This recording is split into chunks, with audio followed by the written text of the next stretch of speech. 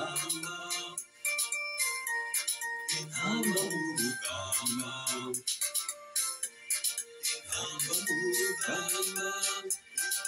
iwacu uragahora tsinda komera intamba mu rugamba niwe wibendera ry'igihugu cacu komeza uhungabane mu maguru utere iteka igihugu c'Uburundi.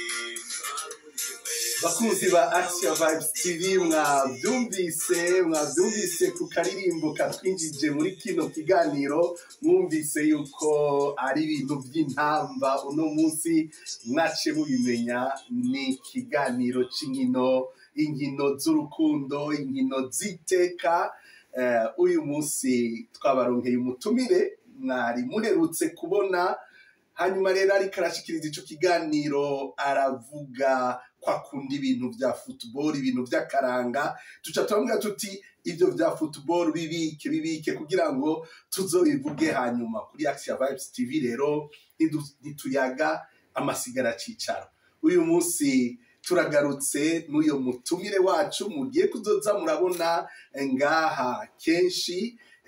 Reka ndamwakire, ari hano muri studio za Action Vibes TV. Muca mumubona ariko arashogomanga. Kaze mutumire wa Action Vibes TV, karibu kuri Action Vibes TV. Iteka ryanje, iteka ryawe, iteka ryacu Vibes TV, ukwemera kubyara ubuzima. Karibu yego. Turamukirize abakunzi ba Action Vibes TV. Usigaye ufise abakunzi benshi kuri no televiziyo, bose baguma babaza ati wa mutumira azogaruka ryari. Nico gituma tutatevye duciye dusubira kuguhamagara. Yambu mwaramutse, mwiriwe aho muri hose. Mfise byinshi byo kubabwira. Maze gute?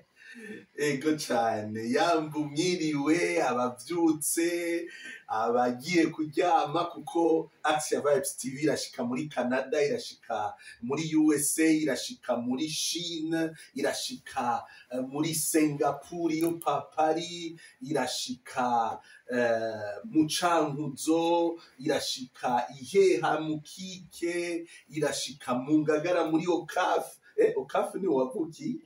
Irashika muri Afrika y'Epfo. Rero hari hamwe bavyutse, arandi bagiye kuryama. Nico gituma uvuze uti mwaramutse, mwiriwe. Ego, nenga nguramutse abantu bakurikiranye ikiganiro cawe uherutse kudushikiriza, ugire ubakengurukire kandi ubabwire kubandanya bagikurikirana.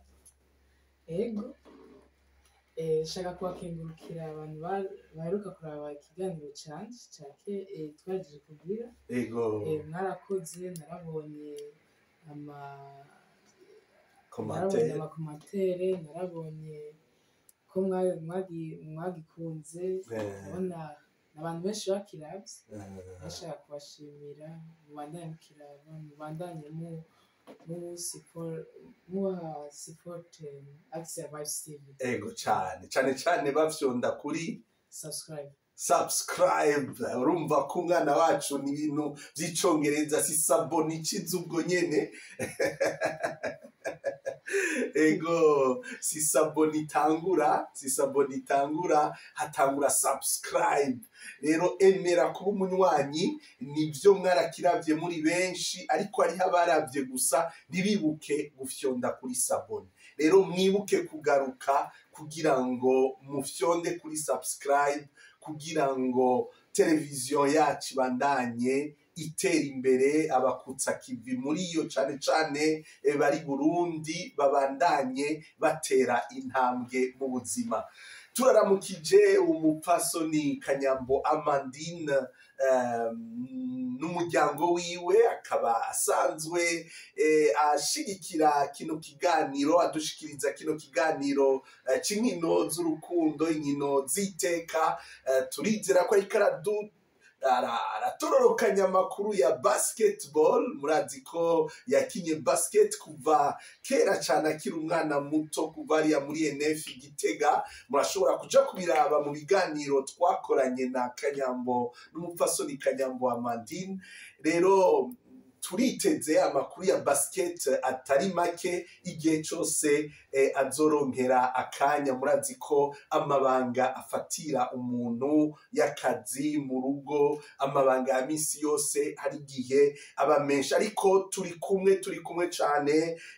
Arabaramutsa. Rero uyu munsi tugira ngo dusangire kino kiganiro c'inkino z'iteka n'urukundo kumwe na Dongol Ntore. Muravyibuka ko yatubwiye ko washitse ngaha muri Suède ufise imyaka ingahe? 6. Ufise imyaka 6, ukaba umaze imyaka 7 ngaha. Ego cyane. Dongol, mu Burundi hari siporo wari wamaze gutangura? Warakina basketball. Ego cyane, warakina basketball. Nagira ndakubaze, uravye uruhara rwa siporo ngaha mu mashuri yo muri Suède n'uruhara naho wari ukiri muto, uruhara rwa siporo wabona hari i Burundi ubigereranije, wogira iki ubwiye abariko baradukurikirana? Ni different nini cyane. Ego, biratandukanye cyane. Kubera ntuze aha muri Suède dukina amasiporo, tuyakina nyene sindabizi, si nk'i Burundi wafata kigira umupira mu mashesheti mu masashe. Muri Suède turakinisha imipira ya vrai, turafise abantrenere, ego abamenyereza bavyize babinonosoye. Ego murabe hariya ku bariko baradukurikira. Hamwe muze muri Suède hariho ibintu tuba dufise siporo ku ishuri. Iyo muze dutegereza kubuzi, hari ama-activité menshi cyane. Nk'ubu natation ni ikintu utegereza kubuza muri Suède kugira ushobore kuronka amanota muri siporo. Natation abatumva igifaransa twokivuga gute mu Kirundi? Koga. Ego cyane. Koga. Nibaza ko aho umwigisha Anastasia azorabira iki kiganiro azoca yishima yumvise ko ushobora kumenya ko natation ari ukoga. Ego, murafise abamenyereza ngaha, murafise imipira, nibaza ko mufise n'ibibuga. Turafise n'ibibuga bimeze nk'i Burundi twari dufise ibibuga, waragenda kuri Dragon. Izo ngaha umenga birubatswe neza, baravyitondera ariko baravyubaka. Ego, rero ndakumvirije uriko uravuga ko ngaha inkino zifise uruhara runiniya mu vyigwa vy'umunyeshuri. Ego, i Burundi hariho icigwa ca education physique, ariko mu mashure umengo kiba kimara isaha imwe, kandi si cigwa usanga abantu bafata yuko gikomeye cyane. Ariko ngaha umengo ibijanye na sport birafise igice kitari gito. Kandi anye turiko turiga sport ntitwiga gusa kuguma wiruka, reka turiga amasaha umuntu akwiye kuryama, amagara y'umuntu, zose turavyiga. Ego cyane. Ego, urakoze cyane Dongol. Abariko baradukurikirana turi kuri Action Vibes TV, iteka ryawe, iteka ryanje, iteka ryacu Vibes TV, ukwemera kuvyara ubuzima. Umutumire w'ikiganiro c'inkino z'urukundo, inkino z'iteka ni Dongol Ntore, ariko aratubwira ingene ivy'inkino mu mashure mu Burundi no muri Suède bitandukanye. Muravyumvise ingene bitunganije ino. Hanyuma yavuze ati hari iwacu abana barironderera udupira rutwo bagira mu mashesheti. Uba waragize umupira mu mashesheti ga Dongol?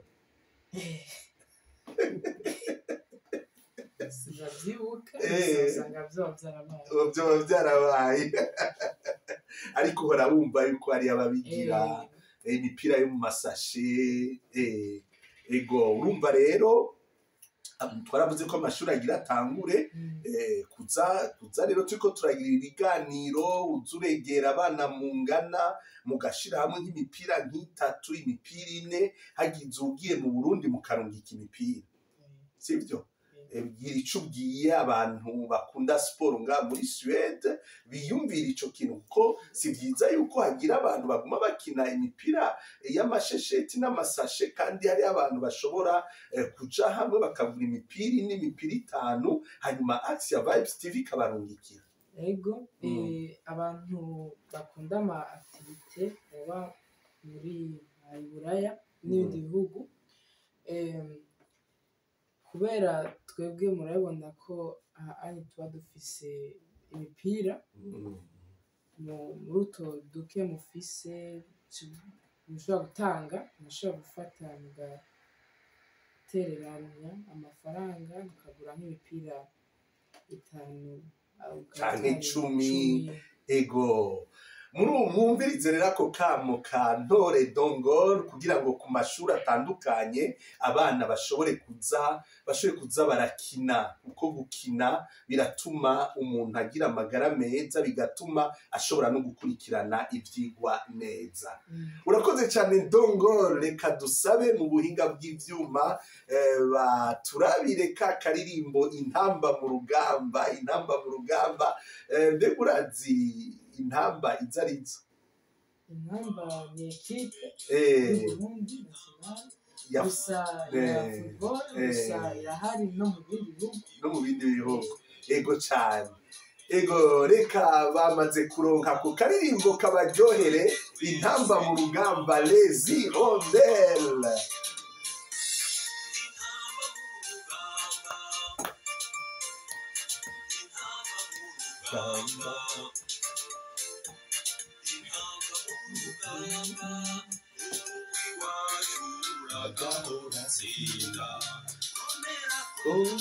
intamba mu rugamba igihugu cacu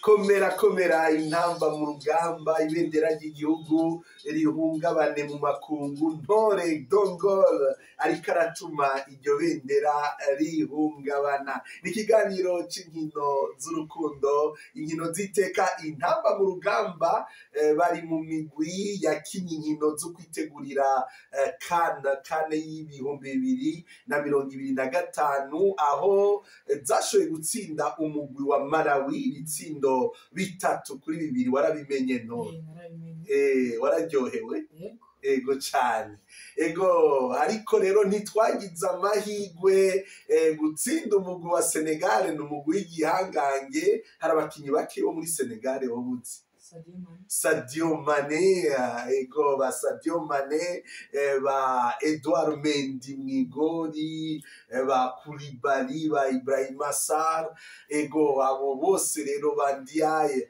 n'abakinyi bakomakomeye ariko intamba mu rugamba zarabyifashemo neza cyane ego bagiye gutsindwa igitsindo kirimo n'imari bavuga yuko umusifuzi yo batabyifashemo neza ariko rero kenshi igitsindo mu mupira w'amaguru kimaze kwinjira biragoye ko basubiramo Senegal rero irashobora gutsinda 1-0 murazi ko kera nka Senegal ikinye n'Uburundi ibitsindo byaba byinshi cyane ariko ubu rero biraboneka ko urugero rw'umupira mu bihugu bitari bike ruriko ruraduga rero reka turindire kuko muri uyo mugwi bari kumwe na Benin muri uyo mugwi ni zo nkino rero zizoca ziba mu kwezi nibaza mu kwezi kuzokurikira kw'icumi umengo izo nkino zizosubira rero turakeje cyane umugwi w'intamba mu rugamba ntaco Dongol kugira ngo ubatere intege babandanye bakina neza Ego. babandanye barepresenta igihugu cacu c'Uburundi kandi muzogira ivyo mushobore kugira mutsinde namutotsinda nta kibazo twama turafashe igikuru ni ukugerageza mu kugerageza ego murabafashe mu mugongo ego nibaza ko n'abana mungana baryoherwa y'intamba za kinyi iyo batsinze ego hari imbere n'umukinyi w'intamba mu rugamba akina ngaha muri Suède gira ico umuvuze ko n'ingene muhora mwumva bo muri Suède bamuvuga namwe mukiyumva ugerageze kuduza ijwi gira mwumva ingene abana b'u Burundi batuma ibendera ry'igihugu rihungabana. Yitwa Freddy Sabiyumva akina muri ekipe yitwa VSCO ni mukinyi abantu benshi bakunda kuvuga ku mashure kubera ni mukinyi w'umurundi nanje barazi ko mva mu Burundi bacakunda kumuvuga bamuvuga namanjyoherwa igihe bamuvuga kubera bamuvuga nk'umuntu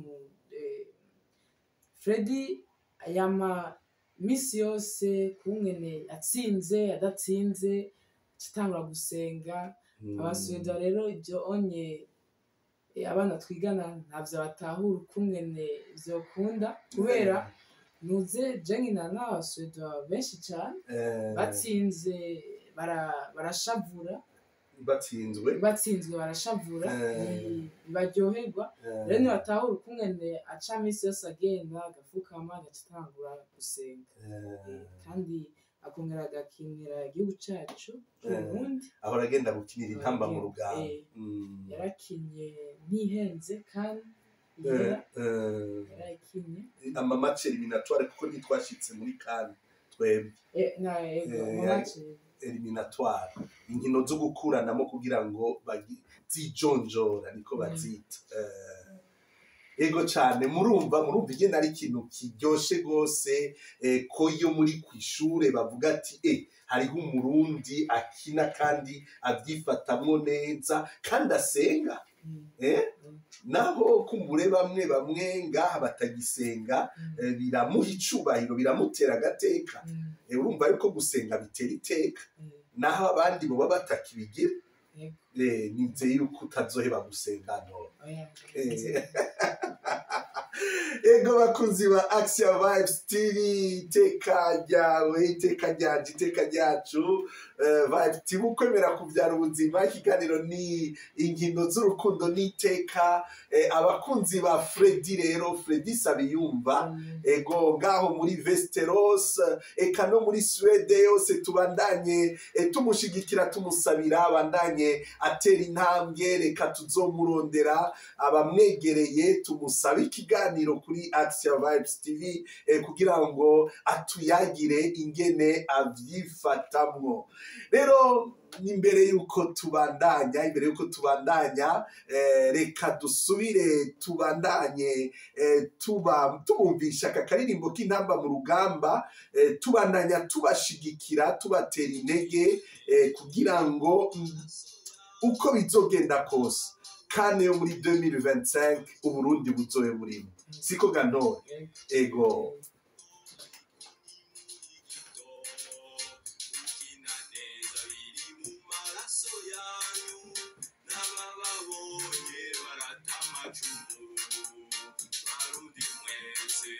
murakoze cyane mu buhinga bw'ivyuma kubandanya mutumirira amate nako karirimbo karyoshe cyane tubamenyesha yuko abantu bari ngaha muri Suède itariki 28 z'uku kwezi hazoba intamba day mu gisagara ca Shopping nivyakunda muri iyi minsi ya vuba tuzokwegera umukunzi w'inkino uriko arabitunganya uri kwisonga Alain hariya Stockholm tukaba tumuramukije cyane akaba ariko aravugana n'inzego zitandukanye uyu munsi hazoba hariho abapolisi abajejwe ivy'indero mengo hazoba hariho n'abaje bava mu Bubirigi uzoba ari umunsi uhambaye cyane tukaba duteye intege abariko barabitunganya, dutumirira n'abavyeyi kugira ngo bategura abana tuzokwitabe turi benshi uyo munsi wa Intamba Day muri N Shopping.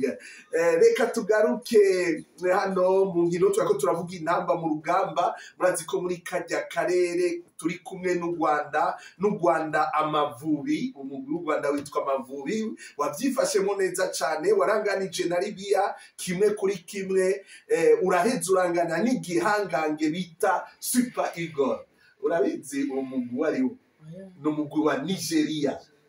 Umugwi wa Nigeria bakaba bagiye gukinira mu Rwanda, urukino rutari rworoshe, ariko Amavubi aravyifatamo neza, baheza ari ubusa ku bundi. Turakeje rero abavandimwe b'Abanyarwanda, turakeje umugwi wa Les Leopards bo muri Congo, nabo nyene bavyifashemo neza cane, baratsinze umugwi wa Ethiopia, umengo umugwi wa Ethiopia, baranatsinda n'umugwi wa Guinea. Rero bafise amanota 6. Umugwi wa Congo n'umugwi wanyu ukomeye cane, mbere muri bijya bihugu vyacu bibiri, u Rwanda n'u Burundi, ugasanga abakinyi benshi bakina umupira w'amaguru bamuka muri Congo, baje baza kuba muri bijya bihugu vyacu. Nibitwereka rero yuko inkino zidutuma twibuka yuko turabavukanyi, turi abavandimwe.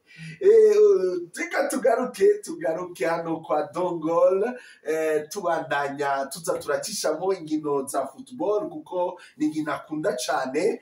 Dongol, narumvise abantu bavuga yuko uri umuhagarikizi, referee. Gira icyo ugiye abakunzi ba Action Vibes TV, ingene watanguriye, ingene ubikora, ingorane uhura nazo mu guhagarikira abana bangana gute?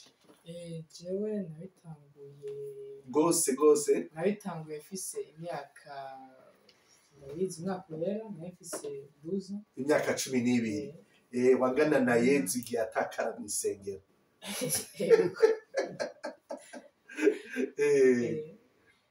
Hanyuma ngenda muri kush ahantu bavyigira, hanyuma aho onye uca wiga kwandika, ukavyiga kungene wifata, amadesizio utora, kungene vyogenda. Rero jewe ndabitra amamatch y'abana imyaka kuva bafise imyaka 9 gushika ku myaka 11, hamwe na 11. Hari igihe abana bafise imyaka 9 nibigoye nyene, naho nyene baba bariko barimenyereza, baba bahejeje gutangura football. Sinaza ko vyoba bigorana, gusa aba entraîneur, aba coach hari igihe nabo ushwana bakaza kagushwana, ugatanga ugashwana. Gusa nk'umu arbitre, decision utoye nibikunda guca ngo uyihindura, uratora decision, na bintu vyo kufana ngo ekipe imwe yindi, canke gutinya ngo abakoci canke abakinyi. Oya, wewe uri kurimenyereza gukurikiza ingingo, gukurikiza ukuri. Naho ko babaza ekipe imwe ntucu uhindura ngo kugira ubaryohe. Gukora decision ntoye ibimeze uko, ibindi naho woza kumbwira ngo watoye decision atari na kimwe, jewe natoye decision nikunda kuyihindura. Kandi n'ubu abana bageze mu myaka ya 10 rero na onye, nanje narakinye, nanje ndakina n'ubu. Hari igihe umu arbitre nyene wumva arakurenganije, wumva n'igihe umenga wamubaza ati none wowe wabonye ibyabaye, wariko waruryamye, gaca ushaka kumushavurira ko ya decision yatoye.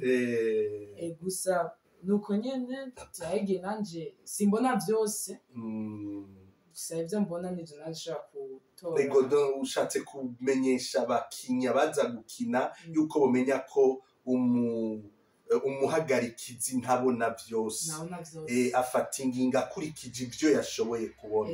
Nico gituma umengo bashiraho abahagarikizi bo ku ruhande b'abaransmen kugira ngo muze murafashanya. Ego gusa nababwira ko jewe abo onye na office turiko turabitra abana kandi abana bakina abantu indwi bakina abantu mukina na offside aho nyine urashaka kubaronka gusa je n'abafise je ncabingora rero cyane. Ego wotubwira muri ico cigwa c'abarbitre mwagize ikintu kimwe gitezwa kuranga umuarbitre, ingeso nziza imwe? Ingeso nziza imwe ni kubanza kungene nyene wifata umuntu wagize amakosa kungene umuvugisha bana gucuza kumukarira mubwira ati wowe ivyo kugira n'ibiki banza ukamuvugisha ukamenya ko ufashana n'abantraineri nyaco kirakomeye. Abantu bibaza ngo umu arbitre arinjira arabitra agacasoka oya urafashana n'abantraineri ugafashanya ukavuga ati nze kumfasha kandi nanje ndacari muto si hari ivyo ntobanzi nabo nyine agaca bafasha. Ego ico ni ikintu ciza cyane kumenya yuko ukiri muto kandi ubandanya wiga n'igihe uzokura uzokwame urondera kubandanya wiga uja mu mastage ikintu cyose uzobandanya mu buzima ntawuheza kwiga. Abarbitre rero murumva umusore wacu Ntore ku myaka 13 aramaze kugira icigwa ca arbitrage kandi agenda aragerageza. Ico tukwipfurije rero nukuba n'umu arbitre mu buzima. Abantu bonye bariko barasinda kwishure ukagira iki ukababangurukanya ni arbitrage kandi igirakomeye gose kuko umukristo ateza kuba umu arbitre aza ararondera ko ahantu haba amahoro haba urukundo. Ego turakwipfurije rero gutera imbere muri uyo mwuga n'umwuga mwiza niwabona ushobora kubibandanya uzoheze ubibandanye. Ndabona ko mwizosi abakunzi bariko bararaba Axia Vibes TV barabona ko ufise medaille yiwanje nayibagiriye muhira byari kuca biryoha. Wobwira abakunzi ba Axia Vibes TV iyo medaille inye nayitsinze yo coupe twakinye Stockholm hanyuma rwose ndayitsinda ama-equipe menshi yaje gukina ama-equipe menshi yaje gukina academy. Rero aho onye niyo coupe iragoye cyane si ikintu nyene kumengo hari indi medaille wari ufise wayironkize. Ndabona yuko wagumye kubera umutima mwiza uvuga uti no patiri ntiyobana atagira medaille ntiwayizanye. Ntaco mu kiganiro gikurikira tuzoba twayiteguye.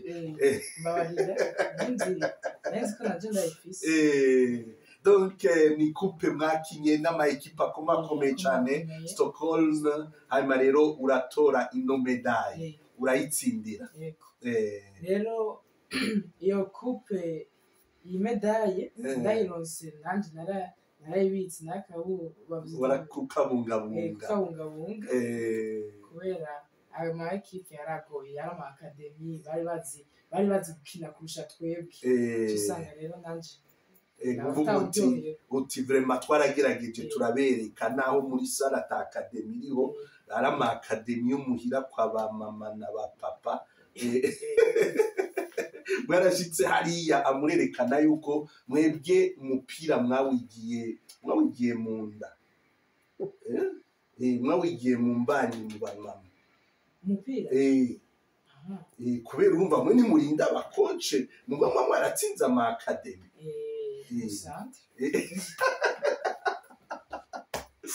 none urakoze cyane urakoze rwose.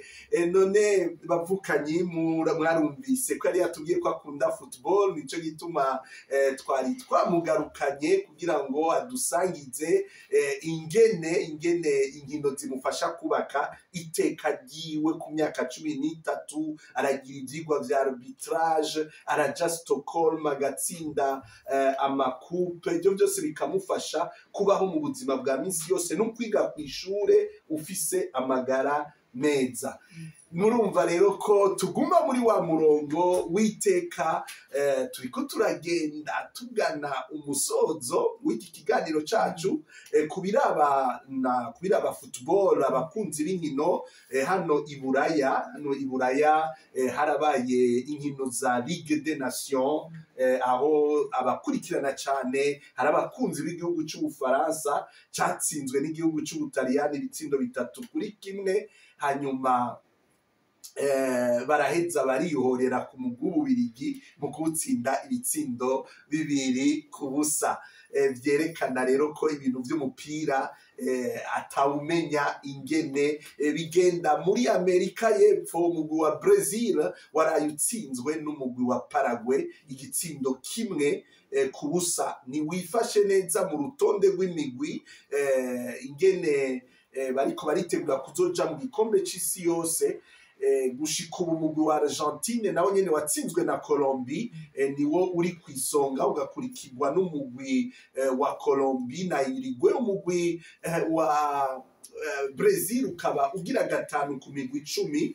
N'umugwi rero muri kino gihe utifashe neza, uri kuriyubaka, aho batakarije umukinyi wabo Neymar. Neymar uramuzi? Yego ndamuzi. Urumukurikirana? Rero urabona ko ari umugwi wa Brazil bitariko biragendanira neza cane, waragize ingorane z'umumenyereza uwo bafise, urabona yuko acirondera.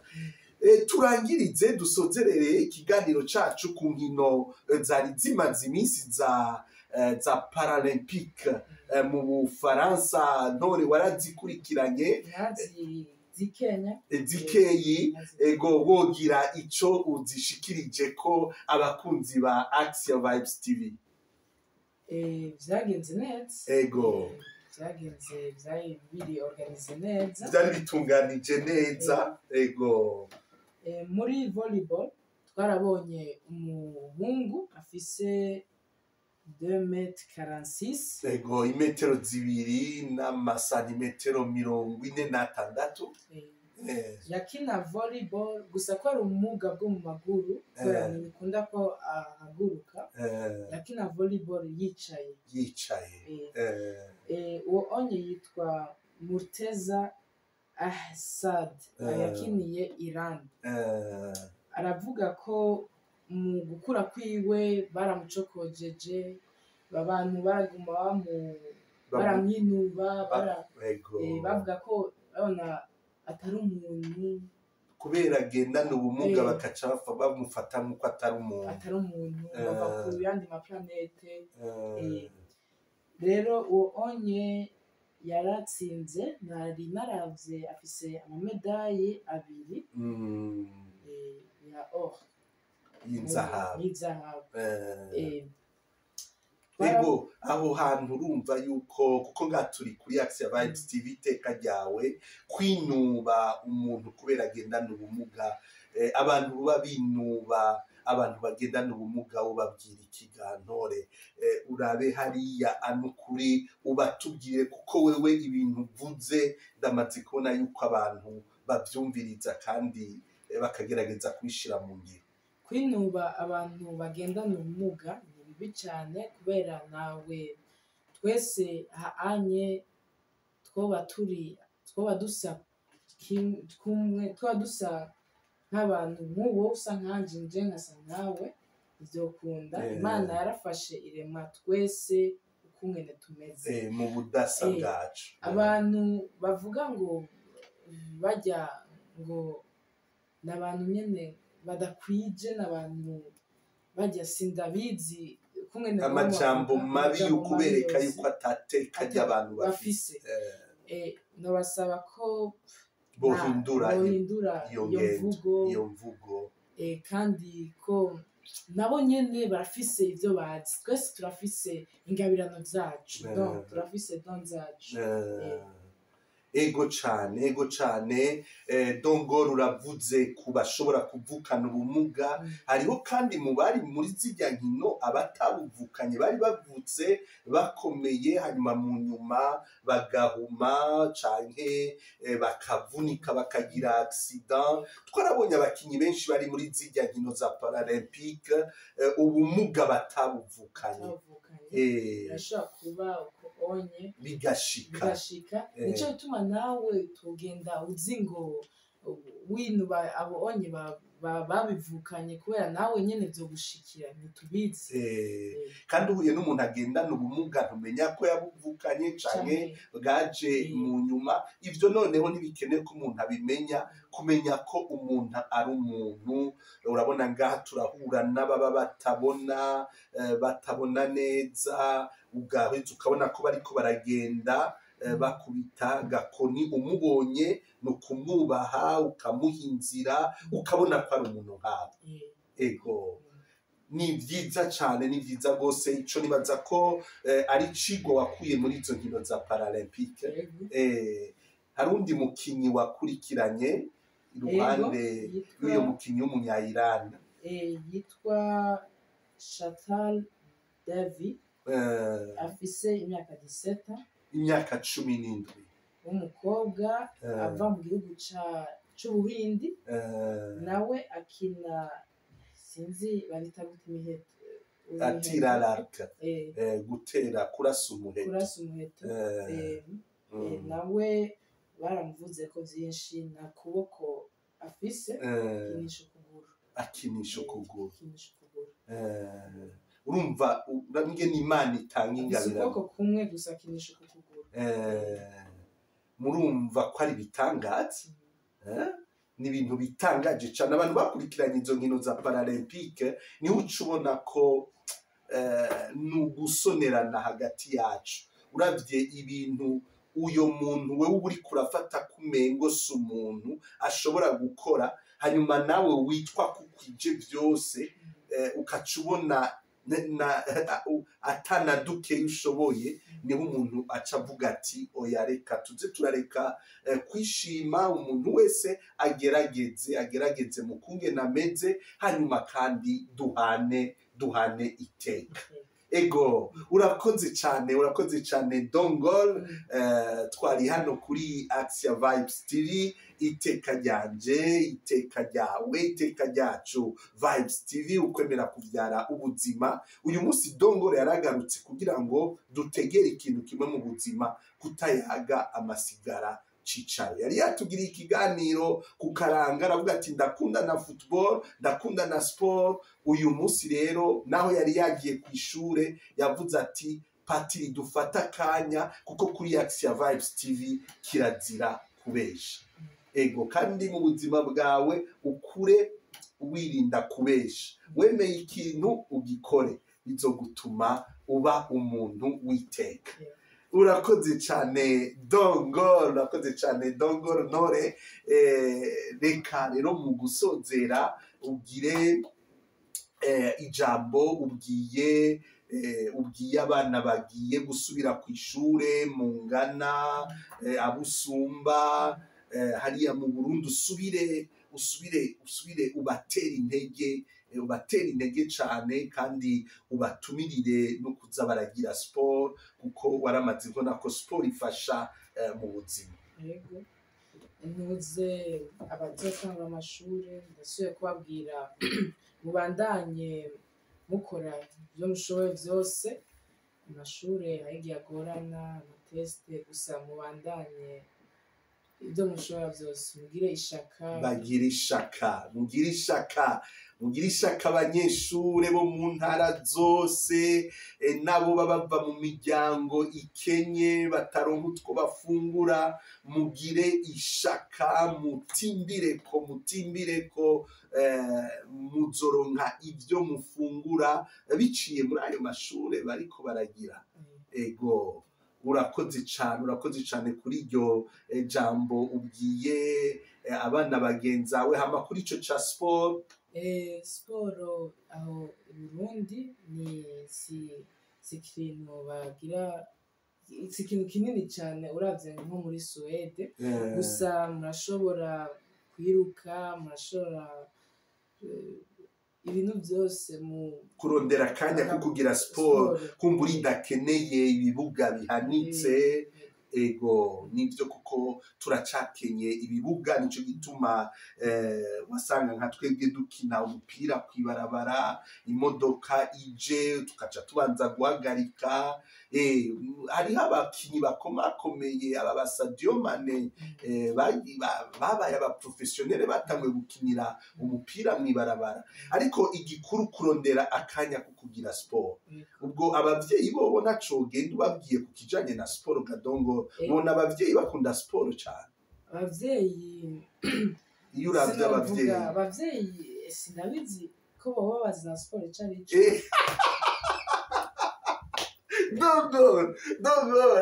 Abavyeyi baze kwandika muri commentaire gira rero ico bahanuye vraiment. Sport umuntu cyangwa baba bakizi gusa siporo yabo ni gutambuka na nyene. Je bashaka bagende basibaze bariruka bakore n'utundi batwara amakinga hana kwa muri aho nyene uvuga ngo ndabara aho onye nyambo babara nshaka guhaguruka nawe sport kagira hagati ya sport nk'umunsi umwe tuzotunganye nk'umunsi mukuru w'abavyeyi day, bagire nyene sport, bakine basket, biruke bagire marche. Ego urabatumiriye rero, subira ubatumirire rwose. Yego ndabatumiriye kubera gusa ni Burundi yagiye wabona abavyeyi abamama bagenda bagatora promenade bakagenda batambuka. Rero anye bizokunda ndibaza. Urakoze cyane abavyeyi aho muri hose mukurikirana Action Vibes TV, mwumve akamo kanora ati gira morale muhaguruke, gira murize kuza murababara mu articulation, muze muragira kamarsha ga promenade, mwiruke, mugire natation, mutwara amakinga n'ibindi. Rero ntore hari abantu baravye ikiganiro baza no kuraba iki kiganiro ariko bakagenda batagize subscribe. Subira ubabwire bagerageze bagire subscribe. Mugerageze nyene kugira subscribe, mucereka abandi, kandi uku kwezi dushaka kugera kuri 2,000.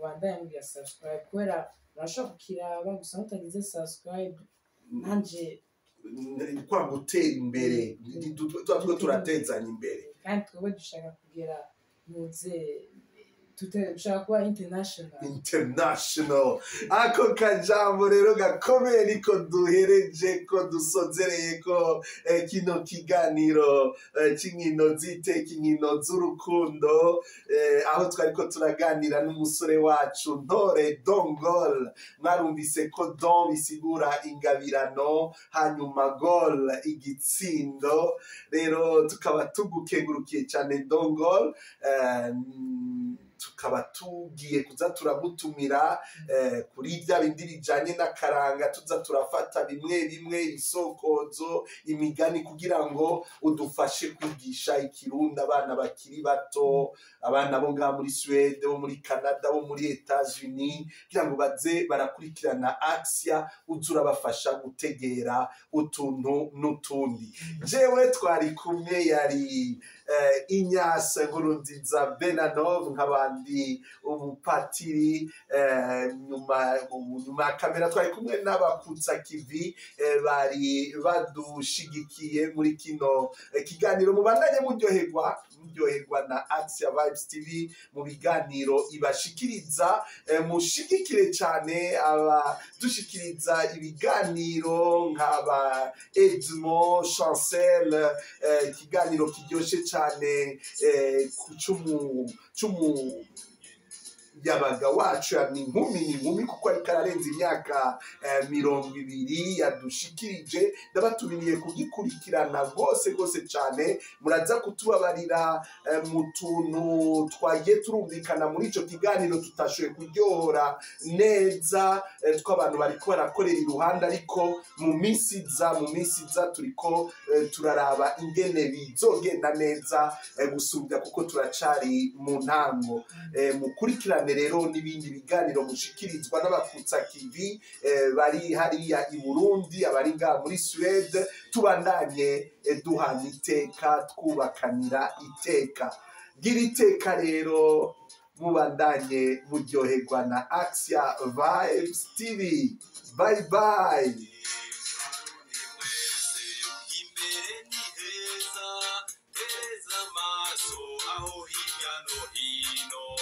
Abakinyi bacu baguma bashimwa, ivyo bikazo n'ubuvumugwi wacu.